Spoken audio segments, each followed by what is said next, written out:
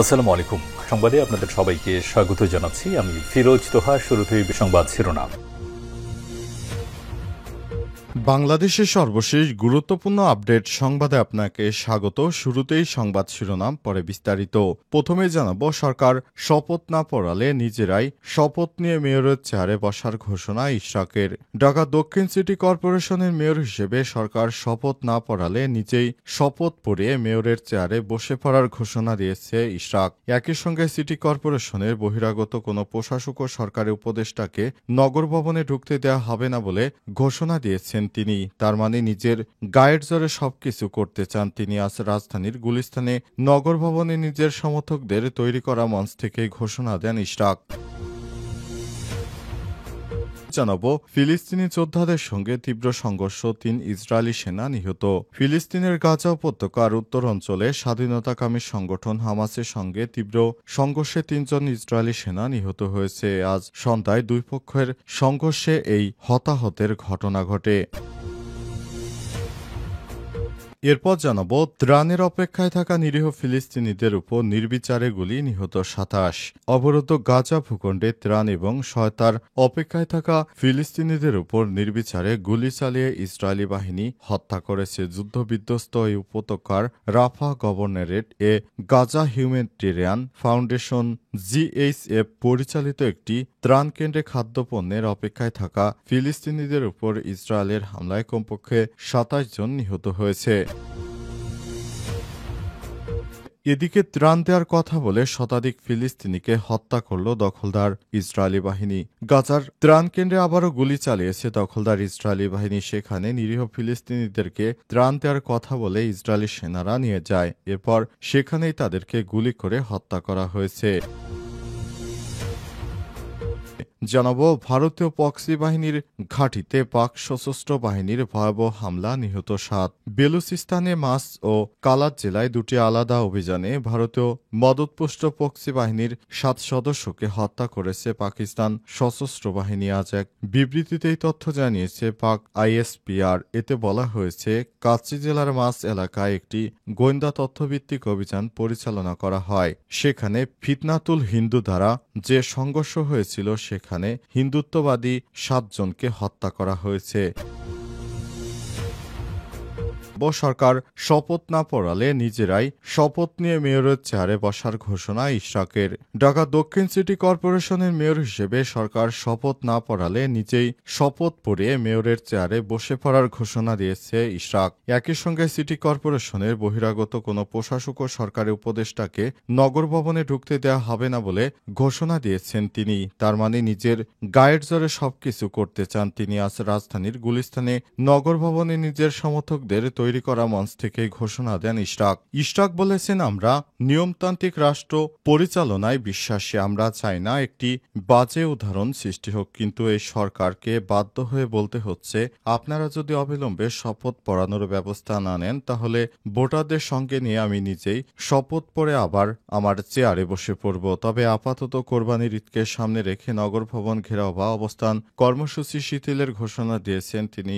গত প্রায় ৩ সপ্তাহ ধরে এই কর্মসূচির কারণে ঢাকা দক্ষিণ সিটির কার্যক্রম স্থবির হয়ে পড়েছে। ইশরাক হোসেন বলেছেন, এ বিষয়ে আদালতের রায়ের পর অন্তর্বর্তীকালীন সরকার ও কতিপয় উপদেষ্টা পক্ষপাতদুষ্ট হয়ে টালবাহানা শুরু করেছে। আমাকে শপথ না পড়ানোর মধ্য দিয়ে তারা বাংলাদেশের সংবিধান লঙ্ঘন করে, নির্বাচন কমিশনের ক্ষমতা তারা অসম্মান করেছে। তিনি আরো বলেছেন, বাংলাদেশের মানুষ আমরা যদি আগামীকাল থেকে তাদের না মানা শুরু করি তাহলে এর দায়ী দায়িত্ব কে নেবে? শপথ যদি তারা না পড়ায় আমি গিয়ে আমার চেয়ারে বসতে পারি, 2 মিনিটও লাগবে না। ইশরাক হোসেন আরো বলেন, আমাদের দলের পক্ষ থেকে 3 জন উপদেষ্টার নাম বলে আসা হয়েছে, অবিলম্বে তাদের পদত্যাগ চাই।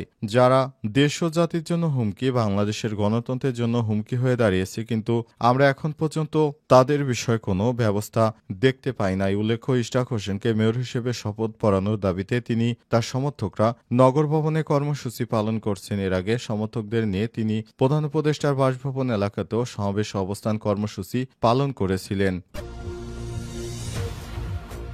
ফিলিস্তিনি যোদ্ধাদের সঙ্গে তীব্র সংঘর্ষ, 3 ইহুদিবাদী ইসরায়েলি সেনা নিহত।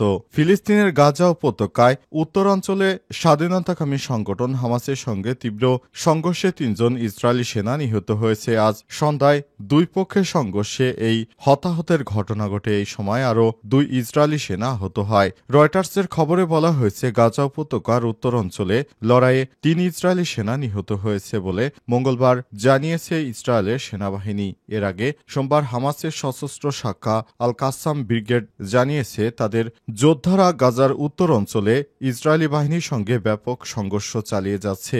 গত ১৮ মার্চ প্রায় ২ মাসের যুদ্ধবিরতির অবসান ঘটিয়ে হামলা শুরুর পর এটিকেই ইসরায়েলি বাহিনীর উপর হামাসের সবচেয়ে প্রাণঘাতী হামলা বলে বিবেচনা করা হচ্ছে। নিহত সৈন্যরা হলেন স্টাফ সার্জেন্ট লিওর স্টেনবার্গ বয়স ২০, স্টাফ সার্জেন্ট ওফেক বারহানা ২০ এবং squad commander staff sergeant Omar van Gendor ২২। এদিকে মঙ্গলবার গাজার স্বাস্থ্য মন্ত্রণালয় জানিয়েছে, দক্ষিণ গাজার রাফা গভর্নরেট ইসরায়েল ও মার্কিন সমর্থিত গাজা হিউম্যানিটেরিয়ান ফাউন্ডেশন বা জিএইচএফ পরিচালিত ত্রাণ বিতরণ স্থানে দখলদার ইসরায়েলি বাহিনী হামলায় কমপক্ষে ২৭ জন নিরীহ ফিলিস্তিনি নিহত হয়েছে এবং কয়েক ডজন আহত হয়েছে।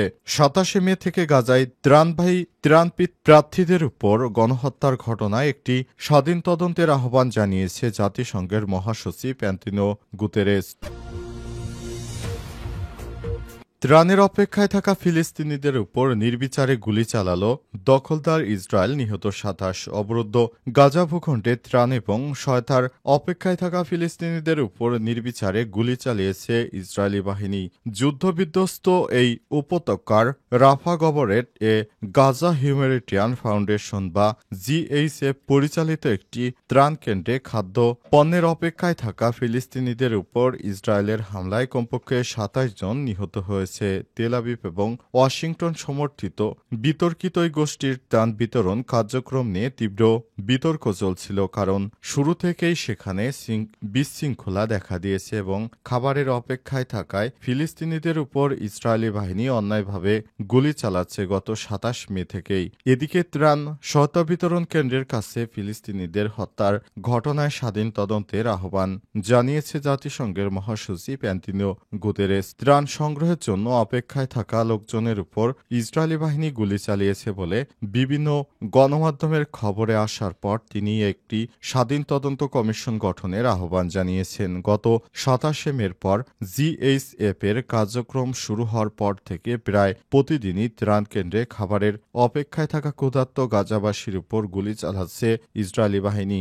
সংবাদ মাধ্যম আল জাজিরার আরবিকে দেয়া এক সাক্ষাৎকার সূত্র তথ্য অনুযায়ী দক্ষিণ গাজার ত্রাণ বিতরণ কেন্দ্রে নিহত ২৭ ফিলিস্তিনির পাশাপাশি গাজা সিটিতে অন্তত ২ জন, জাবালে আরও ২ জন এবং নুসেরাতে একজন শিশু নিহত হয়েছে। ত্রাণ দেওয়ার কথা বলে শতাধিক ফিলিস্তিনিকে হত্যা করল ইসরায়েল। গাজার ত্রাণ কেন্দ্রে আবারও গুলি চালিয়েছে দখলদার ইসরায়েলি বাহিনী। আজ হামলায় অন্তত ২৭ জন নিহত হওয়ার খবর দিয়েছে হামাস নিয়ন্ত্রিত স্বাস্থ্য মন্ত্রণালয়। এটি ত্রাণ কেন্দ্রে গুলির দ্বিতীয় প্রাণবাহী ঘটনা। সেখানে বলা হয়েছে, দখলদার ইসরায়েলি বাহিনী ত্রাণ দেওয়ার কথা বলে একটি সংস্থার মাধ্যমে নিরীহ ফিলিস্তিনিদেরকে ডেকে নিয়ে যায়। এরপর তাদের উপর ব্যাপকভাবে হামলা শুরু করে দখলদার ইসরায়েলি বাহিনী। এরপর সেই হামলায় নিরীহ মানুষ মারা গেছে। অবস্থায় পুরো গাজা জুড়ে আবারও শোকের ছায়া শুরু হয়েছে, কারণ নিরীহ ফিলিস্তিনিরা তাদেরকে খাবার দেওয়ার কথা বলে তারপর তাদেরকে ডেকে নিয়ে এভাবে হত্যা কোনোভাবেই সমর্থন করা যায় না। দখলদার ইসরায়েলি বাহিনীর হামলায় সেখানে ব্যাপক হারে মানুষজন মারা যাচ্ছে। দখলদার ইসরায়েলি বাহিনীর এই ধরনের হামলার কারণে সেখানে নিরীহ মানুষের লাশের মিছিল চলছে। নিরীহ মানুষদেরকে কোনোভাবেই বাঁচতে দিচ্ছে না দখলদার ইসরায়েলি বাহিনী। ইসরায়েলের হামলায় পুরো গাজা জুড়ে এখন ভয়ানক সংকটের মধ্যে পড়েছে।